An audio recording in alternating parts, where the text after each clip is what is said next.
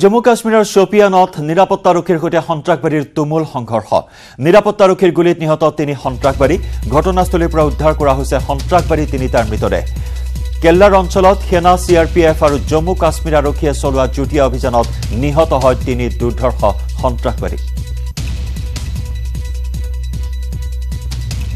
নিৰাপত্তাৰক্ষীৰ গুলীত নিহত হয় 3 দুৰ্ধৰ্ষ সন্ত্ৰাসবাদী বিশেষ সূত্ৰৰ পমখেৰি যুটীয়া অভিযান চলাইছিল নিৰাপত্তাৰক্ষী আৰু সন্ত্ৰাসবাদীৰ মাজত তীব্ৰ সংঘৰ্ষ হয় আৰু এই সংঘৰ্ষত 3টা দুৰ্ধৰ্ষ সন্ত্ৰাসবাদী নিহত হৈছে নিৰাপত্তাৰক্ষীৰ গুলীত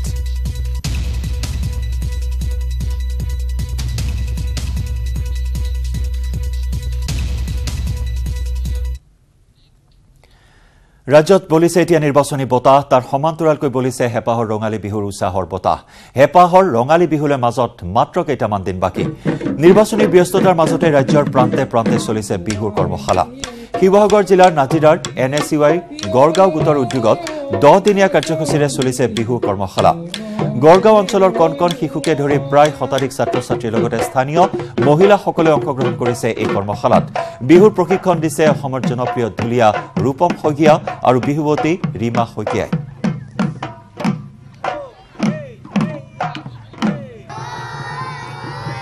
আগবঢ়াইছো নাজিৰাৰ পৰা আমাৰ সংবাদদাতা নবুল কোঁৱৰৰ প্ৰতিবেদন হেপাহৰ ৰঙালী বিহু সমাগত মাজত মাত্ৰ কেইটামান দিন বাকী আৰু সমগ্ৰ ৰাজ্যত এতিয়া ৰঙালীক আদৰাৰ ব্যাপক প্ৰস্তুতি চলিছে মই বৰ্তমান উপস্থিত আছো শিৱসাগৰ জিলাৰ গড়গাঁও কাৰেংঘৰৰ বাকৰিত আৰু কাৰেংঘৰৰ বাকৰিত ইতিমধ্যে যি বিহু কৰ্মশালা আয়োজন কৰিছে তেওঁলোকে 10 দিনীয়াকৈ যি কৰ্মশালা আয়োজন কৰিছে আমি প্ৰথমেই যি উদ্যোক্তা আছে NSUI গড়গাঁও গোটৰ উদ্যোক্তাসকল আছে আমি তেওঁৰ পৰা জানিব বিচাৰিম যে তোমালোকে যি কাৰ্যসূচী হাতত লৈছা আৰু কি ক'বা আমি এবাৰ NSUI গড়গাঁও গোটৰ উদ্যোগত প্ৰথমবাৰ বিহু নাচ আৰু ঢোল বাদন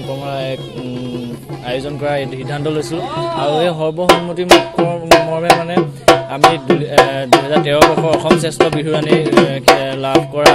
ৰং চেনেলৰ ৰং ধৰণী খিতাপ অৰ্জন কৰা ঢুলীয়াজনৰ ৰীমা শইকীয়া আৰু উজনিৰ শ্ৰেষ্ঠ ঢুলীয়াৰ ৰূপমক আমি এই প্ৰশিক্ষণৰ কাৰণে আমন্ত্ৰণ জনাইছিলোঁ আৰু আমাৰ এটা উদ্দেশ্য আছিলে যে এই গড়গাঁও নিচিনা এজন ঐতিহ্যমণ্ডিত এখন ঠাইৰ পৰা ইয়াত সুপ্ত হৈ থকা প্ৰতিভাসমূহ আমি মানে উলিয়াই লৈ যাব পাৰোঁ আৰু ইয়াৰ কাৰণে আমি ইয়াৰ পৰা যাতে উলিয়াই নি পানি আমি বিশ্বৰ দৰবাৰত আমাৰ বিহু প্ৰতিষ্ঠা কৰিব পাৰোঁ সেইটোৱে আমাৰ উদ্দেশ্য আগত ৰাখি আমি কৰ্মশালা আয়োজন কৰিছিলোঁ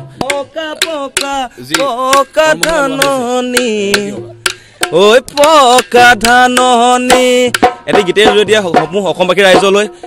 আগন্তুক ৰঙালী বিহুৰ শুভেচ্ছা জনাইছোঁ NSUI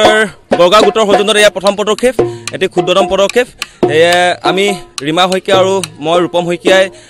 তেওঁলোকক সৰু কণমানিসকলক আগবঢ়াই নিয়াৰ উদ্দেশ্যে আমাৰ বহাগৰ মানে হিয়াৰ আমঠু এই বহাগৰ বিহুটিক গাঁৱে ভূঞে যিমান প্ৰতিভা আছে সকলোকে আমি বিকশিত কৰি যাতে আগৰ বিশ্বৰ দৰবাৰত আমি যাতে প্ৰতিষ্ঠা কৰিব পাৰোঁ বিহুটো তাকে আমাৰ এটা ক্ষুদ্ৰতম প্ৰয়াস ধন্যবাদ হয় আচলতে কণ যিসকল ছাত্ৰ ছাত্ৰী আছে আচলতে কণ মইনা মাইনীসকলে ইয়াত বিহু কৰ্মশালাত অংশগ্ৰহণ কৰিছে দেখিছে আপোনালোকে মই কেমেৰাখনত প্ৰথমে আকৌ দেখাবলৈ অনুৰোধ কৰিছোঁ দেখিছে আপোনালোকে কোনো বয়সৰ সীমা নাই আচলতে একদম কম বয়সীয়া কণ মইনা মাইনীসকলে তেওঁলোকে বিহু নাচত ব্যস্ত হৈ আছে আমি ৰীমা শইকীয়াৰ পৰা আমি জানিবলৈ চেষ্টা কৰিম আচলতে তেওঁ বৰ বিহুতে কি ক'ব আজি কৰ্মশালাত আপোনাৰ এইটো NSUI পোনপ্ৰথমভাৱে পদক্ষেপ লৈছে খুবেই ভাল পদক্ষেপ কাৰণ আজিকালি দেখিবলৈ পাইছোঁ আমি যে আমাৰ হিয়াৰ আমঠু বিহুটো হেৰাই গৈছে সেইকাৰণে NSUI এটা প্ৰচেষ্টা লৈছে বিহুটোক যাতে বিশ্ব দৰবাৰত প্ৰতিষ্ঠিত কৰিব পাৰে খুবেই ভাল লাগিছে প্ৰশিক্ষাৰ্থীসকলেও হেঁপাহ কৰিছে অভিভাৱকসকলেও হেঁপাহ কৰিছে ওলাই আহিছে খুব ভাল লাগিছে আৰু নিউজ 18ৰ তৰফৰ পৰা সকলো অসমবাসীক আগতীয়াকৈ ৰঙালী বিহুৰ হিয়া ভৰা ওলগ যাচিছোঁ বিহু প্ৰকৃতিৰ বুকুলৈ বসন্ত আহিলে ঐ কুলি কেতেকী লগা লেও মাত এই কিনো অসমীয়াৰ বিহুটি আহিলে ঐ বিহু বিহু লাগিছে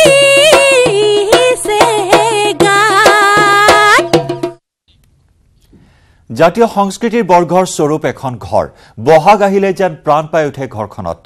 ভিৰ কৰেহি বিহু বলীয়া ৰাইজ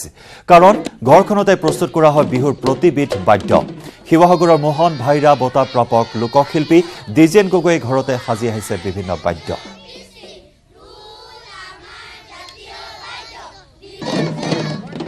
আৰু লগতে শিৱসাগৰত চলিছে বিহুৰ কৰ্মশালা এই মুহূৰ্তত আগবঢ়াইছো আমাৰ সংবাদদাতা জয়জ্যোতিৰ এক বিশেষ ৰিপৰ্ট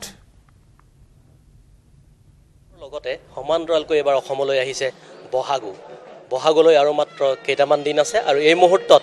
ঐতিহাসিক শিৱসাগৰৰ প্ৰান্তে প্ৰান্তে বিহুৰ প্ৰস্তুতি পূৰ্ণগতিত চলিব লাগিছে আৰু আজি মই এই মুহূৰ্তত উপস্থিত হৈছোহি অসমীয়া সংস্কৃতিৰ এখন বৰঘৰ স্বৰূপ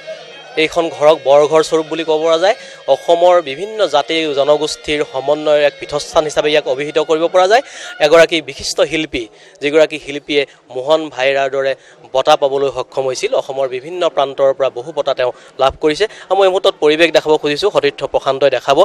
এই ঘৰখনত এই মুহূৰ্তত বিহুৰ বাবে ঢোলৰ প্ৰস্তুতি চলে ঢোল তৈয়াৰ হৈ আছে বিভিন্নজনে ইয়াত কাৰিকৰে তেওঁলোকৰ কাম কৰি আছে বিশিষ্ট শিল্পীগৰাকীকো আমি দেখাব খুজিছোঁ তেওঁ ব্যস্ত আছে ONGCৰ এগৰাকী ব্যস্ত কৰ্মচাৰী হোৱাৰ পিছতো তেওঁ অসমৰ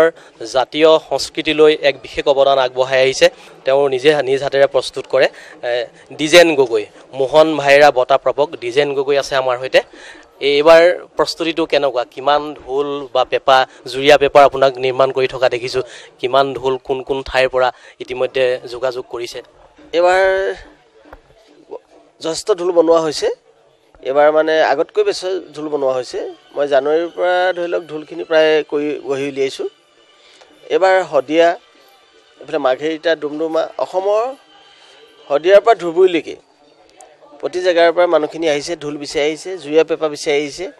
এইকেইদিন যথেষ্ট কষ্ট কৰিবলগীয়া জুৰীয়া পেপা মানে অসমৰ শদিয়াৰ পৰা ধুবুৰীলৈকে আৰু কঁঠাল গছৰ খোলাটো বেছি ভাল বুলি কয় হয় কঁঠাল গছৰ ঢোল বনাইছোঁ এইবাৰ নতুনকৈ মই গমাৰি গছৰ ঢোল বনাই চাইছোঁ এইখিনি গমাৰি খোলা যিখিনি দেখিছে গমাৰি কাঠৰো যথেষ্ট মানে ধৰি লওক আপোনাৰ বেয়া নহয় কাঠটো গতিকে গমাৰিও ভাল পাইছোঁ তাৰপৰা চাম বনাইছোঁ আৰু যদি খুব টেঙা আম হয় বুঢ়া 80 বছৰ 70 বছৰীয়া তেনেকুৱা টেঙা আমৰ পৰা বনাই চাইছোঁ আৰু তাক ধৰি লওক আপোনাৰ এটা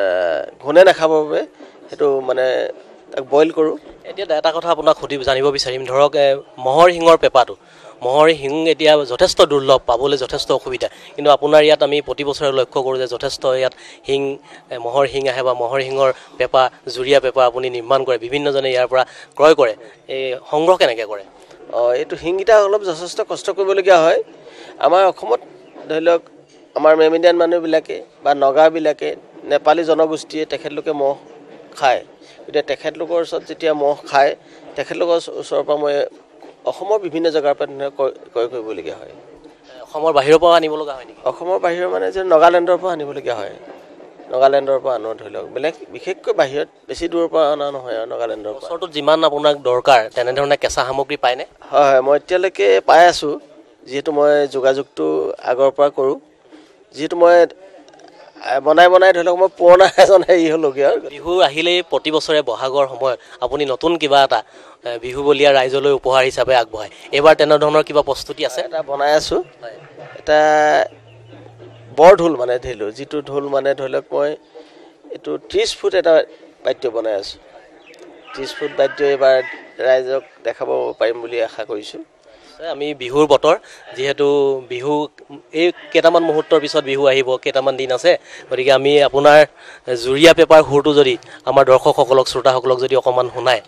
ভাল লাগিব বিশিষ্ট লোকশিল্পী তেওঁ সকলো বাদ্য নিজে নিৰ্মাণ কৰাৰ লগতে বাদ্যসমূহ তেওঁ নিজে বজাবও জানে প্ৰতিটো বাদ্য বজাব জানে আমি তেওঁৰ পেপাৰ সুৰ শুনিম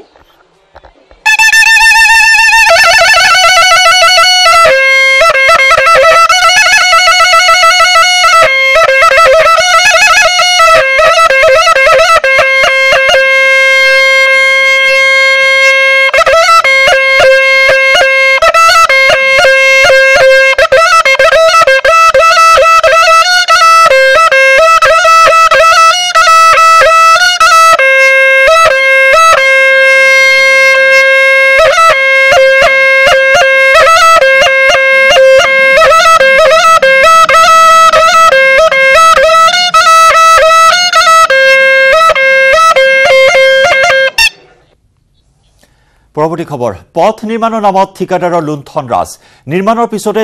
চকলি এৰাইছে পকী পথৰ ব্লেক টেপিং দৰং জিলাৰ ডিপিলাৰ পৰা দুনি হৈ বালিকুছিলৈ যোৱা পথটো নিৰ্মাণত সংঘটিত হৈছে ভয়ংকৰ অনিয়ম পথ নিৰ্মাণৰ দায়িত্ব লাভ কৰা ঠিকাদাৰ প্ৰভু আগৰৱালাৰ বিৰুদ্ধে দুৰ্নীতি সংঘটিত কৰাৰ অভিযোগ উত্থাপন কৰিছে স্থানীয় ৰাইজে 2018 বৰ্ষতে চিপাঝাৰৰ বিধায়ক বিনন্দ কুমাৰ শইকীয়াই স্থাপন কৰিছিল পথটোৰ আধাৰশিলা ৰাজ্যিক পথটো নিৰ্মাণৰ নামত আবণ্টন হৈছিল 84.99 লাখ টকা কিন্তু নিৰ্মাণৰ ঠিক কিছুদিন পিছতে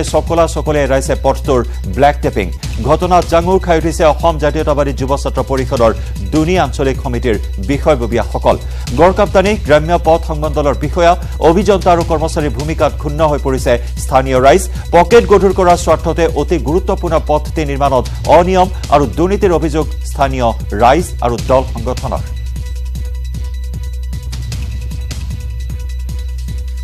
আৰু পথ নিৰ্মাণ কৰাৰ পিছতে এনেদৰে হাতেৰে চকলে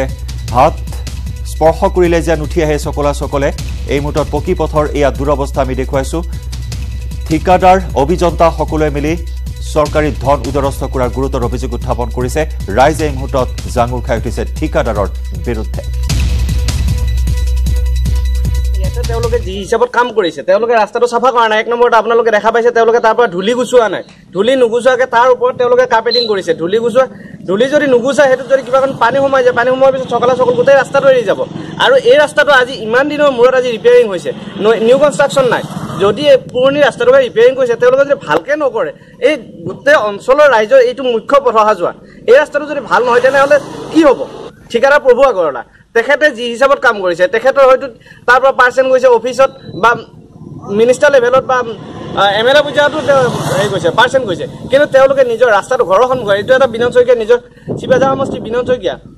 শইকীয়া ঘৰৰ সন্মুখেৰে যোৱা ৰাস্তা তেওঁ যদি নিজৰ ৰাস্তাটোৰ ওপৰত নজৰ নিদিয়ে কোনে দিব